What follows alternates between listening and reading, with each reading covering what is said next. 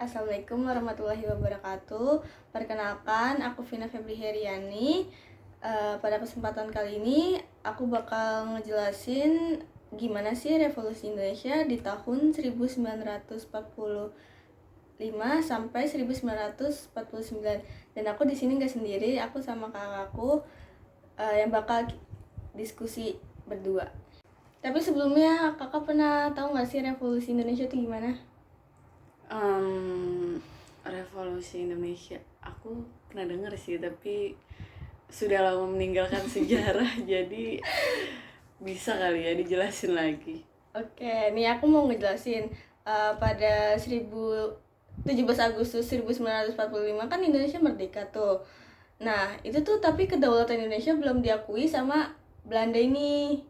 Oh baik. Ya, terus abis itu kan Jepang udah nunduk kepada sekutu kan.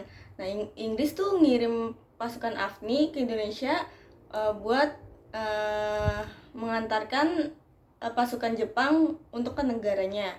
Tetapi nggak lama dari situ, di bulan Novemberan malah si pasukan AFNI ini sama rakyat pribumi itu malah cekcok. Dia tuh ada di kota Surabaya. gitu. Dan abis itu tuh bukan di kota Surabaya doang, terus dia nyebar kemana-mana Semenjak itu. iya. Nah, abis itu tuh di bulan November juga, di tanggal 15 terjadi perundingan Linggarjati dah. Terus abis itu dia menghasilkan persetujuan kalau misalkan mengenai status kemerdekaan Indonesia gimana, dan secara sah ditandatangani oleh kedua pihak. Saya mau tanya, perjanjian Linggarjati itu antara siapa dengan siapa? Antara Belanda sama Pribumi.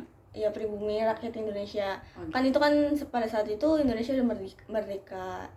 Nah, habis itu 2 tahun setelah perjanjian itu, di bulan Juli, malah Belanda tuh menetapkan dia udah tidak terikat nih sama perjanjian Linggarjati. Dia apa ya namanya, udah melepas tanggung jawab dari perjanjian Linggarjati. Itu tuh menyebabkan agresi militer satu namanya. Dia tuh kayak misalkan terjadi perang-perang lagi, cekcok lagi gitu. Terus juga dia tuh menjadi pengkhianat di perjanjian itu, si Belandanya. Iya. Jadi tidak menepati apa dari yang mereka komitmenkan dengan Iya, Linggarjati. itu setelah 2 tahun ditandatangani. Nah, kakak tahu nggak sih, setelah perjanjian Linggarjati terjadi, dia tuh di 1948 mereka melakukan perjanjian lagi namanya perjanjian Renville, di mana perjanjian ini tuh terjadi karena buat menengahi perjanjian yang udah dikhianatin sebelumnya oleh Belanda. Iya, perjanjian ini tuh berisi gimana sih batasan wilayah Indonesia dengan Belanda. Disebutnya dengan garis Van Mock gitu. Terus juga Belanda berkhianat lagi nih di perjanjian Renville, karena Belanda tuh merasa dicurangi lah istilahnya. Indonesia tuh kayak nguntungin gitu loh. Di perjanjian Renville ini berisi kayak Indonesia banyak menguntungkan gitu loh. Terus juga dia malah, kedua pihak itu malah saling mencurigai, dan dia di situ terjadi agresi militer 2, di mana itu di kota Yogyakarta. Nah, di tahun selanjutnya, di Januari 1949, itu tuh mereka melakukan perjanjian namanya Romroyen. Dia tuh tujuannya buat meredakan gencatan senjata dari agresi militer 2. Nah, itu tuh dipimpin oleh Soekarno sama Muhammad Hatta. Nah, setelah itu tuh malah Soekarno sama Muhammad Hatta malah diasingkan ke Belanda. Nah, setelah itu diasingkan ke Belandanya itu oleh pihak Belanda atau oleh pihak Indonesia? Dari pihak Belandanya. Jadi kayak diculik gitu ya? Iya, nah terus habis itu perjanjian ini juga sepakat nih bahwa kalau misalkan mereka mengembalikan Soekarno sama Muhammad Hatta itu. Oh gitu. Iya, biar dengan cara syaratan menandatangani perjanjiannya. Ya, terus habis itu harus setuju dengan perjanjian itu. ya habis itu mereka kembali nih ke Yogyakarta. Nah, setelah itu Indonesia membuat kesepakatan untuk melanjutkan konvensi meja bundar di Belanda, Den Haag. Ya. Nah, terus itu dia juga mempercepat kedaulatan Indonesia. Nah, terus juga di bulan Juli dia tuh melakukan konferensi Inter-Indonesia 1 namanya. Dia menghasilkan persetujuan dibentuknya RIS, tau gak sih, RIS Republik Indonesia Serikat.